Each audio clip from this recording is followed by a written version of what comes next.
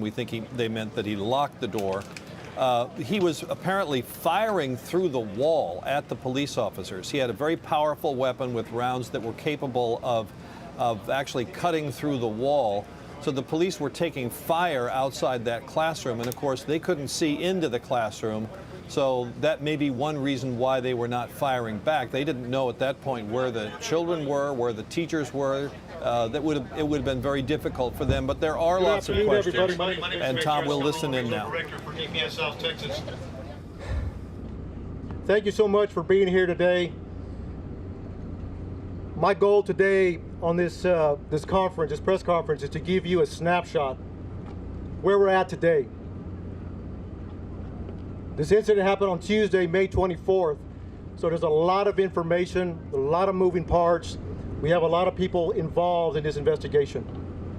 I'm going to give you a summary of what happened. But before I do that, I was able to make it here during the event on May 24th. Same with a lot of other law enforcement officers that came to this event, this critical incident. I got to see the victims, I got to see the officers, I got to see the community members.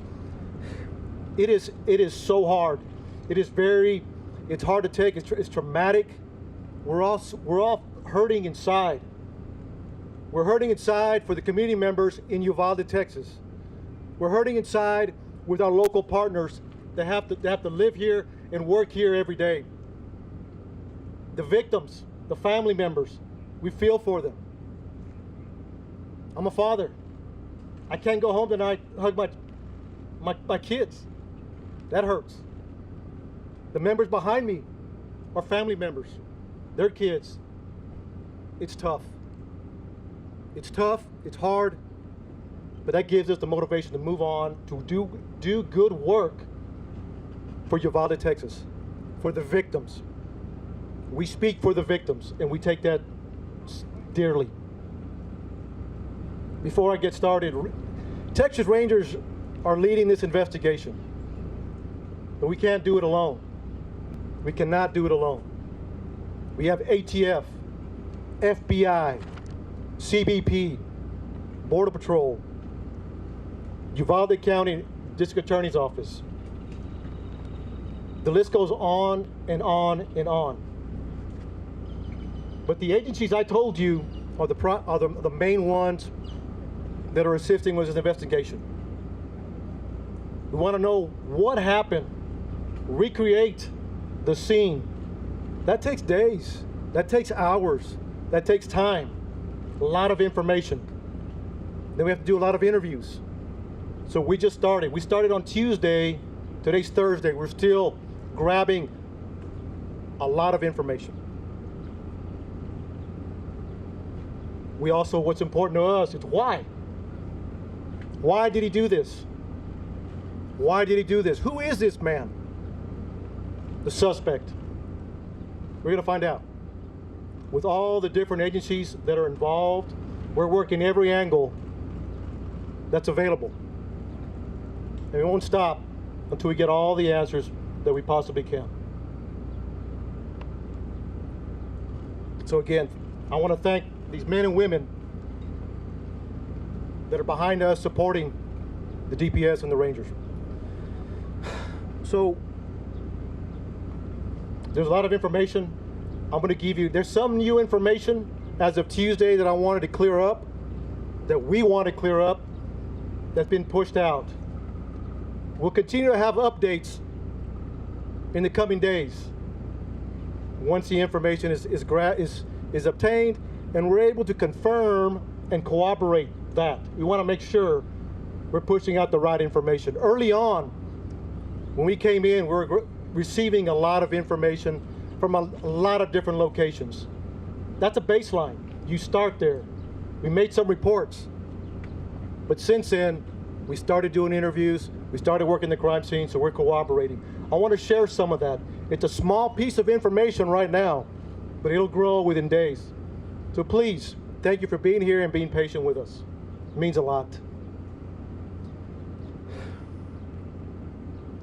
On Tuesday, May 24th at 11:28, suspect just west of here wrecks his vehicle. pickup truck that he took from his grandmother. He had just shot his grandmother in the face. She's alive. She's stable at this point. 11:28, he's sitting there at the bardage. He jumps out the passenger side of the truck. According to witnesses, he's got a long arm, rifle, and a bag. Later we find out it's ammunition. He walks around, he sees two witnesses at the funeral home across the street from where he wrecked. He engages and fires towards them. He continues walking. He continues walking towards the school. He climbs a fence. Now he's in the parking lot, shooting at the school multiple times. 11:40, he walks into the west side of Robb Elementary. According to reports, video we have obtained from outside, inside, and again, we're still combing through that, so bear with us. Multiple rounds, numerous rounds are discharged in the school. We're trying to get a number. We're in the process of analyzing that video. 4 minutes later, local police departments, Uvalde Police Department, the Independent School District Police Department are inside making entry. They hear gunfire, they take rounds, they move back, get cover. And during that time, they approach where the suspect is at. According to the information I have, he went in at 11:40.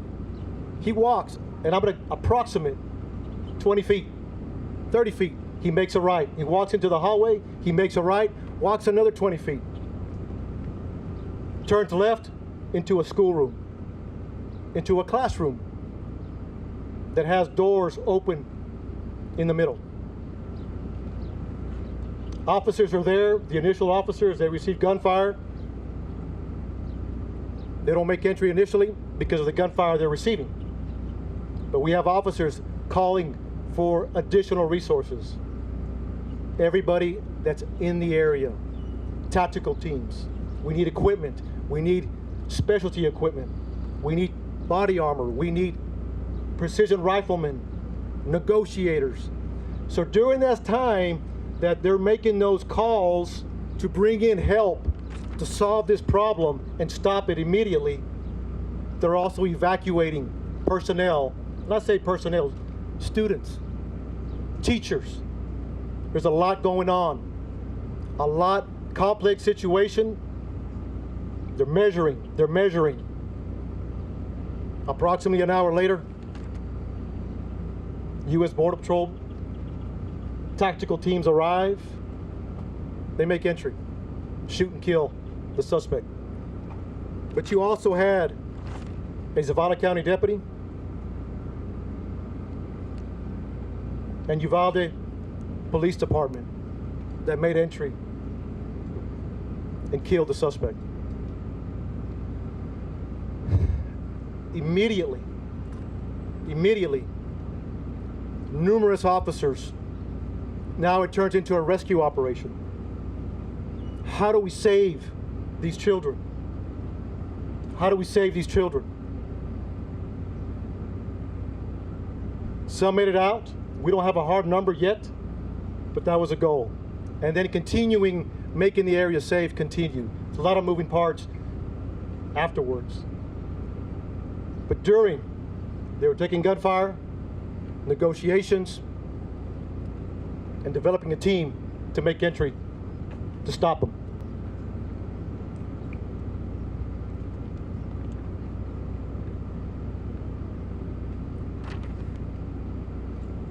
I'll take a few questions. And again, look, summary. One more thing I forgot to mention that I want to clear up that came out early on. It was reported that a school district police officer confronted the suspect that was making entry. Not accurate. he walked in unobstructed initially. So from the grandmother's house to the bar ditch to the school, into the school, he was not confronted by anybody. To clear the record on that. 4 minutes later, law enforcement are coming in to solve this problem. So, Director, how is he able to Step take by. action? So, just want to clear that up. That's very important. And again, this will happen as we move forward. So, thank you. I'll take a few questions. How did they get in if it was a school that's supposed to be locked during the school day? So right now, you know, during the investigation, it appears it was unlocked.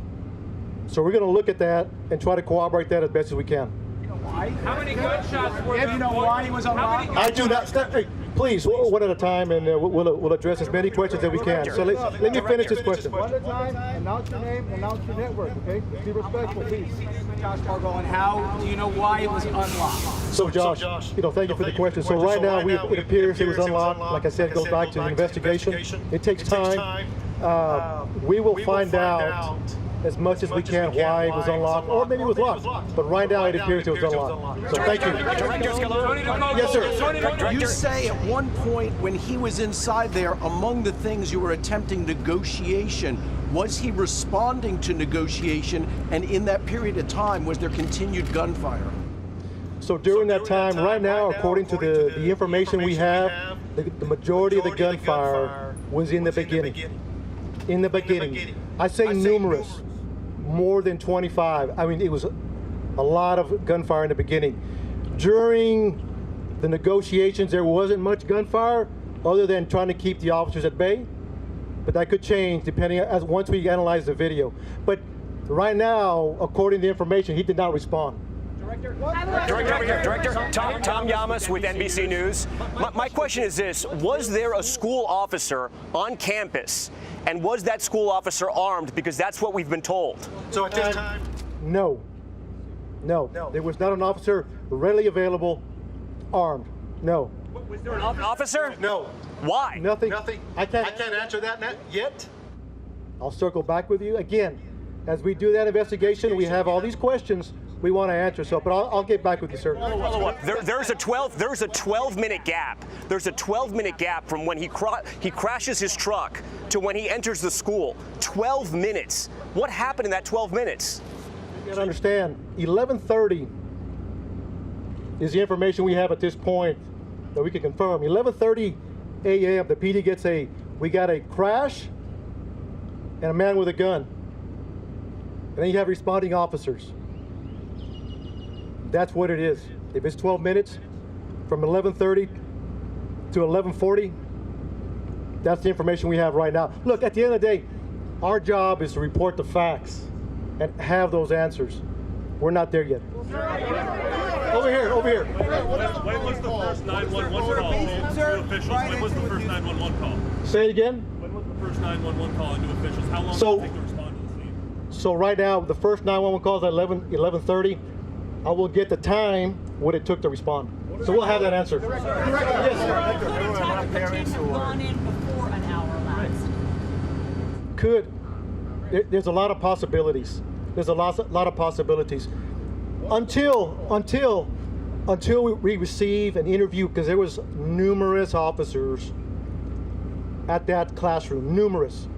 Once we interview all those officers, what they were thinking, what they did, why they did it, the video, the residual interviews, we'll have a better idea. Could anybody have gone there sooner?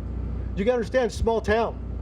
Yeah, people from Eagle Pass, from Del Rio, Laredo, San Antonio responding to a small community. Based on the information you have so far, sir, should the officers have gone in sooner? Should they have waited for those tactical teams, or should they have gone right in? That's a tough question. Again, it goes back. Our job is to report the facts. And later we can answer those questions. What you know so far, should those officers have... I don't have enough information to answer that question just yet. So, one more question, please. Is it accurate that eyewitnesses and potentially parents of the students were urging the police to go in while you were waiting for a tactical SWAT team, even that some parents were asking to borrow police armor so they could make a counter-assault on the school? I have heard that information, but we have not verified that yet. So What part haven't you verified? we have not verified is that a true statement or not, or is it just rumor out there? So you got to understand, we're getting a lot of information we're trying to track down and see what is true. We want to vet it. That's all I have for questions. Thank you so much. Did you follow best practices for our future scenarios? So look, we appreciate the questions. What were the officers doing between 11:44 and 12:44? I got you. Suspect is Yes, sir. barricaded behind that. You guys have said that he was barricaded. Can you explain to us how he was barricaded and why you guys cannot breach that door? So I am taking all your questions into consideration. We will be doing updates. We will be doing updates to answer those questions. Answer that question now. I think there's a lot What of is your name? Shimon Prokopez. Shimon. I hear you. Because we've been given a lot of bad information, so why don't you clear all of this up now and explain to us how it is that your officers who were in there for an hour, yes, rescuing people, but yet no one was able to get inside that room. Shimon, we will circle back with you. We want to answer all your questions. We want to give you the why. That's our job. So give us time. I'm taking all your questions. I'm taking them back to talk to the team. And How the door was barricaded. look, thank you for being here.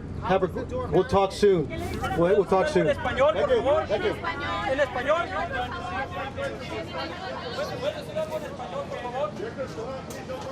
Okay, we have just been listening to Victor Escalon. He is the regional director for the Texas Department of Public Safety, the Texas Rangers here in this area. He held this news conference to clear up a lot of information and to clear up the timeline. Unfortunately, I think there's going to be even more questions. What we just learned, the main piece of information, initially NBC News and several other news outlets had been told there was an armed police officer from the school district who was here, who engaged or confronted the shooter. It is clear now that we are hearing there was no officer on campus whatsoever. This shooter, the 18-year-old with an AR-15 style rifle, was able to freely walk into the school. The school doors also were not locked. There's also a big question on the timing here. There was a 10 to 12-minute gap from when he crashes his truck and police are alerted about a man with a gun to the moment he apparently enters the school, which is 11:40. 11:28, then 11:40. Police did not have an answer on why they did not respond and stop him during that timeline. One of the things he said was this is a small town. He is asking for patience. He says they are hurting inside. But he also at one point said that there was county police here, local police here, Customs and Border Protection, all types of officers, and yet they were not able to stop an 18-year-old with an AR-15 style rifle from this bloodshed. I want to bring in Pete Williams now. He's been tracking this with us along with our investigative team. Pete, still a lot of questions, but we filled in some holes there. If I'm a parent, if I'm someone in this community, I don't know if I'm going to be satisfied with those answers. No, and you certainly wouldn't expect to be at this early stage either. There's still a lot of work here yet to be done. I do think perhaps the authorities now in Texas understand the urgency of trying to answer some of these difficult questions about the timeline. So he crashes the truck at 11:28, according to the DPS, the Department of Public Safety. It was at 11:30 that the police department gets the first 911 call. He then enters the school at 11:40, they say, and the first police are in at 11:44. So 14 minutes after the police first got the 911 call. We now know, and by the way, some of the information that we got yesterday, they now say is incorrect. It was something they reported yesterday. You may recall that the Department of Public Safety said yesterday that there was a school safety officer who, I believe the term was, encountered him outside the school. But as you say now, we know that's not correct, that there in fact was no armed public safety officer on campus at the time, and that the school doors appear to have been unlocked. We think the classroom door must have been unlocked as well. Now, the school district had a policy, a security policy that they put into effect here in recent years that required all school doors, all classroom doors to be locked at all times. That's what the policy said. Now, we know there was an award ceremony going on in the school on Tuesday, and perhaps that led to some relaxation, but that's another thing that they're going to have to look into. He said he wasn't even certain whether the door was in fact locked, Tom. Right, and Pete, we should also point out, since the Santa Fe shooting, which was another school shooting here in Texas, they have doubled the budget for security in this school district. They have run drills, they have enhanced security, they monitor social media, they've tried to be better. And something else, Pete, we should also talk about here, a lot of people have asked why it was a Customs and Border Protection tactical team that took out the shooter, and it sounded like police officers were waiting for the right type of law enforcement that had the right type of equipment to breach the door and take out the shooter. Is that how you understood it, Pete? Yes, I think there are two things about this that required them, or they felt they had to wait for a tactical team. One is they were taking fire, we're told. Now that wasn't clear, I must say, from the briefing so far, but what we've been told is that once Ramos got into the classroom and they got outside, he started firing at them through the walls of the classroom. The weapon that he had, firing 223 rounds, had the firepower to be able to get through the walls and perhaps even penetrate the bulletproof vest that police were wearing. So he, in essence, had them pinned down. That was part of the problem, as we understand it. And secondly, is their inability to get the door open. We were told that they did try to get the door open by ramming into it, but couldn't, and needed to wait for the more sophisticated equipment that the tactical team would have had to do that. All right, Pete, stand by for us. I want to go to Morgan Chesky now, who has been covering this story from the get-go for us. He's been talking to a lot of the families. And Morgan, I know you're at the town square right now, and we drove by it earlier. They have set up memorials, if you will, crosses, I believe, of each of the 19 students, these little young victims, and the two teachers around that square. We cannot forget ever the victims of this shooting. And there was one piece of video that struck us overnight that came out. It was the video of the parents who were here pleading with officers to go inside, screaming at them to go and save their children. Today's news conference, we did get some more clarification, but again, I think these parents are going to grow even angrier once they realize that there was no officer, no armed officer, no officer whatsoever on the campus, and it took so long for police to get here. Yeah, Tom, anger, sorrow, frustration, take your pick. The community of Uvalde feeling all of that, and we are in the town square, and this has become almost a heartbeat for this small community. 21 crosses behind me, Tom, each with a name on it. Second, third, fourth graders, two teachers that tried to protect them as best they could when that gunman walked inside that classroom and opened fire. We do know that people are coming to this place from all over this region in South Texas. I spoke to one gentleman who grew up here but moved to San Antonio.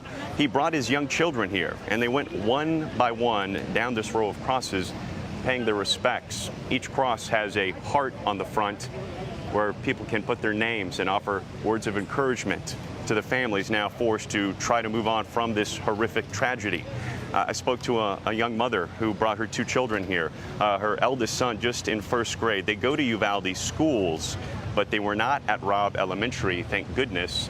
She says it was important to come here so they could just feel this moment as a family and try to take their first steps forward, although it will be incredibly painful. Nobody has a definitive plan here, Tom, on how to move on from this. They're doing the best they can. We know that grief counselors are still at that civic center about a quarter mile from where I'm standing. Teachers, community members, welcome to come there, share what's ever on their heart as they try to move forward from this. And Tom, keep in mind, amidst all of this today